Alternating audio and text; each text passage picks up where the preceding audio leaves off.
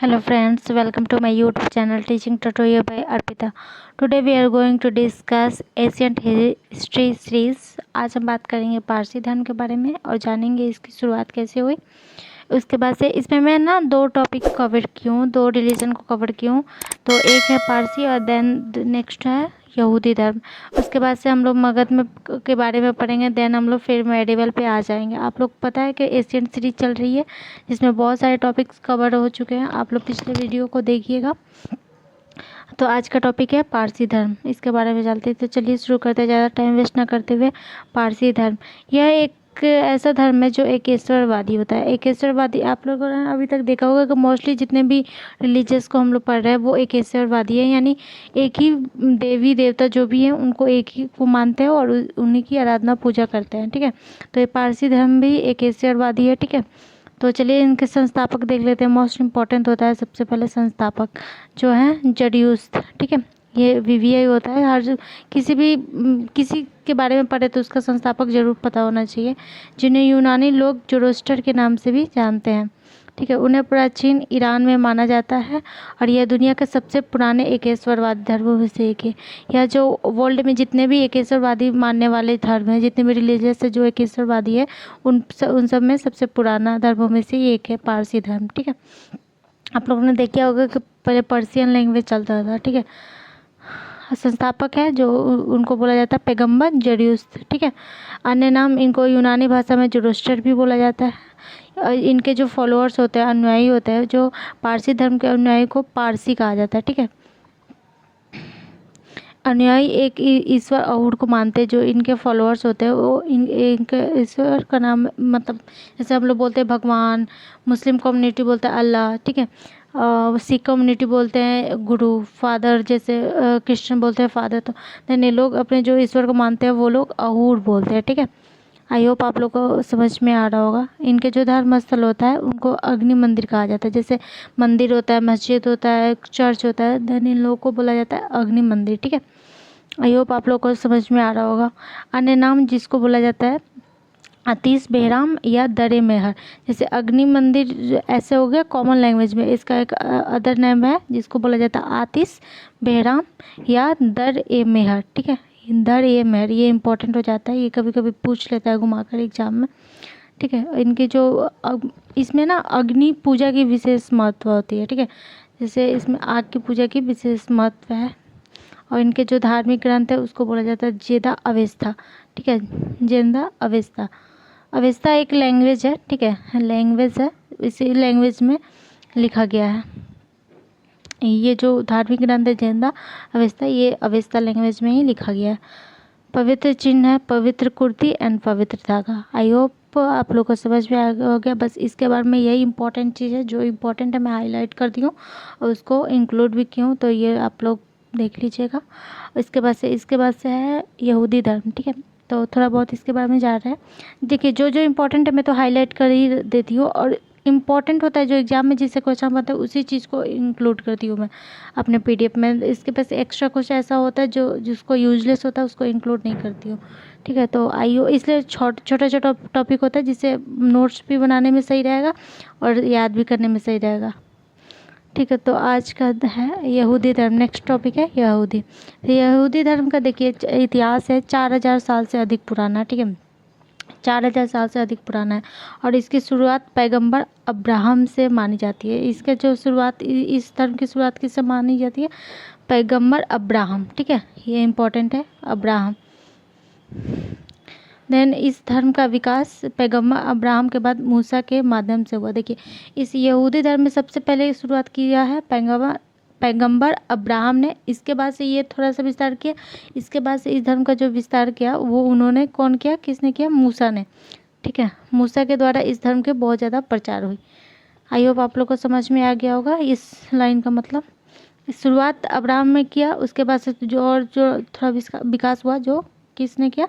Abraham के बाद मूसा ने किया। ठीक है, जिन्होंने सिनाई पर्वत से 10 आज्ञाएं प्राप्त की। ठीक है, और इससे एक व्यवस्थित धर्म के रूप में स्थापित किया। इन्होंने जैसे कि गौतम बुद्ध जैसे ज्ञान प्राप्ति के बाद किए, वैसे ही लोग इन्होंने सिवाई पर्वत से 10 आज्ञाएं प्राप्त की। उसके बाद से एक इस धर्म का स्थापना किया। ठीक है, इस धर्म को स्थापित किया। यह ईश्वर को त्रिएक रूप में समझता है। देखिए सारे अभी तक हमने जितने मोस्टली रिलीजियस को पढ़ा, जिसमें हम लोगों ने एकेश्वरवादी पढ़ा था, ठीक है, लेकिन इसमें है त्रिएक, ठीक है, यानी त्रिएक। त्रिएक का मतलब होता है 3 रूप में मानने वाले, अर्थात परमपिता परमेश्वर, उनके ईसा मसीह, ठीक है, और पवित्र आत्मा, ये 3 चीज़ को ये लोग मानते हैं, ये वीवीआई है, ठीक है। अपने भगवान को यहवे या यहोवा कहते हैं। जैसे कैसे अभी मैंने बताया कि मुस्लिम कम्युनिटी में अल्लाह बोलते हैं, हिंदू में भगवान ईश्वर जो भी बोलते हैं, क्रिश्चियन में फादर बोलते थे, ये लोग अपने भगवान को यहवे या यहोवा कहते हैं, ठीक है। इनके दो पुत्र थे। किनके 2 पुत्र थे? अब्राहम के, ठीक है। इनके 2 पुत्र थे, लेकिन दोनों की माता जो थी अलग अलग थी, यानी इनकी 2 पत्नियां थी। तो पहला का नाम था हजरत इसहाक, इनकी माता का नाम था सरा, और एक थे हजरत इस्माइल, जिसका माता का नाम था हजरा, ठीक है। इनके पोता हुए जिनका नाम था हजरत याकूब, पोता यानी ग्रैंडसन, उसका नाम था हजरत याकूब। याकूब का ही दूसरा नाम इजराइल था।